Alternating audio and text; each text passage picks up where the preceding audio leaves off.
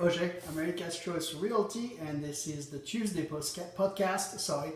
Today's topic is money is an emotional issue. It's at the heart of most arguments, so get help.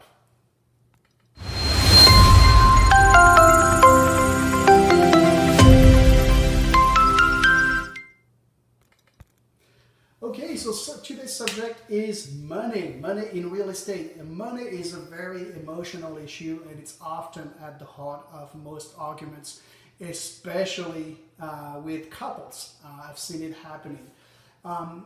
It is an emotional issue because people are afraid of making a mistake. See, the idea of making a mistake is something that's scary to people, to most, including me. You know, it's normal. It's human nature. And to represent your own money when selling a house, or to make all the decisions about the money aspect of selling a house is kind of like performing surgery on yourself. If you want to be healthy, this is not something you'd want to do. So why is money such an emotional issue, and why are people so afraid of making a mistake? Well, it's pretty simple. Again, it's just psychology 101. It's human nature. If you make a mistake with money, you'll feel like a dumb bat. You'll feel stupid. You'll feel like you don't know what you're doing, and you're going to be afraid of how people are going to judge you for making that mistake.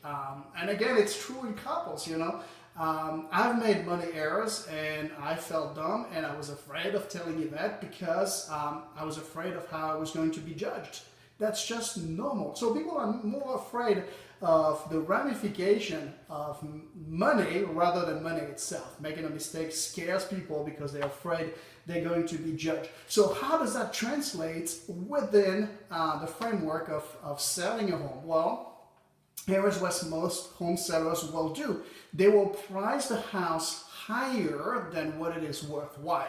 It's not that they don't know how much it is worth. It's not that they are being unreasonable. It is that it protects them. It prevents them from being exposed to making a mistake. See, if they price it higher than what they know it is worth, then they can't make a mistake. They can't make an error. They're not afraid of being judged. They're not afraid, a husband, is not going to be afraid of how a wife is going to judge him, or a wife is not going to be afraid of her husband's reaction.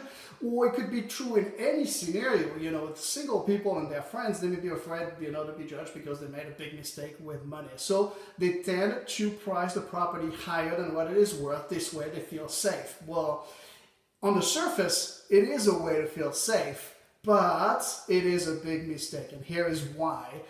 Statistics shows that a house that is priced just 10% over its real value will only get the attention of about 60% of the buyers on the market, leaving 40% of the buyers to go look for other homes. It's a big chunk of the market, and it's not worth taking that kind of risk. The mistake actually happens when you price it higher because you lose all that exposure. A study done by Zillow says in 2016 reveals that a house that stays on the market for 60 days will sell for 5% less than what it's worth. So do the math. If you take a $600,000 home, 5%, that is $30,000. That's a huge chunk of money, and to me that looks like a mistake. So do not overprice, but this is what people tend to do naturally because, again, people like safety. They don't want to be exposed. They don't want to take a chance. They want to feel certain of what they're doing. So that's why, a lot of homeowners overprice their house. However, it doesn't have to be this way. You don't have to overprice a house to feel safe. If you find a trusted advisor that you respect and who can handle the money negotiation on your behalf. Now, the key is once you find that person, you have to trust that that person has your best interest at heart, because again, it's money, it's emotional. So it's really important that when you think about listing your house, that you find somebody that you feel 100% comfortable delegating the money aspect of selling the house. That person, you have to be 100% certain that person will make decision on your behalf and will consider your money just like if it was theirs. And that's why it is so important to find a trusted advisor. You see, in the real estate community, there is a lot of agents who are after the quick commission. And here's how it works. If you look at the statistics nationwide, the average realtor across the board, across the entire country, a realtor makes an average of about $28,000 a year. That is before tax, and that is before the split with the broker. It is below the poverty level. And the reason is that, there's a lot of agents who do a lot of business and are very ethical, but there's also a lot of agents who do 1, 2, 3 deals a year. And here's the problem with these people. They are good people. There's nothing wrong with them. But when they lack money, the scarcity principle goes into motion. And scarcity is a very, very tricky thing. I've seen very honest people finding themselves in scarcity who started justifying actions that were less than ethical. And in their mind, they were absolutely right. And the reason is because they needed the money. They needed the commission. This is the type of agent that you do not want to hire, because you cannot reasonably delegate that role to a person who is more interested in their own benefit than yours. So very, very important. Find a trusted advisor that you respect. Let that person handle the money matter on your behalf.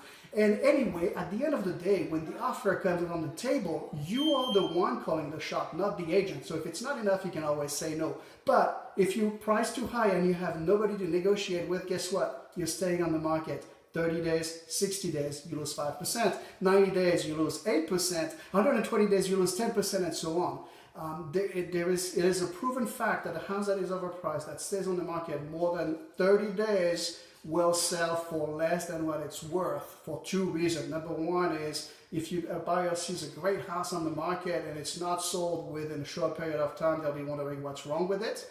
And then number two, if it's been on the market for an extended period of time, their first thought is going to be, well, that seller must be tired. Let's negotiate. Let's see how low they'll go. And when you're in that frame, you cannot win. You're the loser. So again, money is a very emotional issue. Don't represent your own. Find somebody you trust. Get help. And get the maximum possible price for your house. For more information on how to find that person, go to thesignatureapproach.com. This is a signature approach of selling homes that Yvette and I created that guarantees 4 things actually, that you will get the maximum possible price Number 2, your house will sell quickly. Number 3, you will not waste any money. And number 4, the most important one, you will have no stress at all. Thesignatureapproach.com. If you enjoyed this broadcast, let me know. Give me a like. Give me your comments. If you disagree with me, let me know. If you agree, let me know. If you are on YouTube, please like my channel. This way, every time I post a new video, you'll receive an update. And I will see you on Friday.